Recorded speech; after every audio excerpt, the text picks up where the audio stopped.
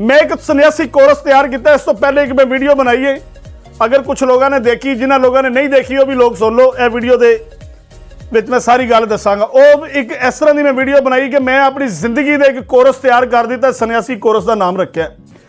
तो जे लोग कहते हैं कि हकीम साहब शेर की चर्बी ਜਾਂ मगरमच्छ की चर्बी, चर्बियां का तुसीं तारीफ कराते, इन्हों का तेल भी बनता, बिल्कुल तेल बनता जनाब। अज तुहानूं तेल भी बना के दिखाने। इधर देखो, ये सब तो पहले जिहड़ी साडे कोल चर्बी ना रिच दी है, 1 तोला तेल ਉਹਦਾ भी ਇਹਦੇ अंदर तुसीं चर्बी पा लेनी। इसे तरीके दे नाल मेरे कोल तकरीबन 122 चर्बियां ने। नहीं यकीन आंदा, अगर कोई बंदा नहीं मानता, ਜਿਹੜਾ बंदा किसी किस्म की कोई चर्बी लेना चाहता कि मैनूं सप की जां काले नाग की चर्बी चाहिए, लाइव मेरी अखां के सामने कट दो। मेरिया पुरानियां वीडियो जाके देख लो, पुरानियां वीडियो के अंदर मैं सप भी कट्टे ने, सांडे भी कट्टे ने, काले बिच्छू भी तुहानूं कट के देन, हर चीज़ नूं मैं जिबा करके चर्बी कट के तेल बना के तुहानूं दिखाए ने।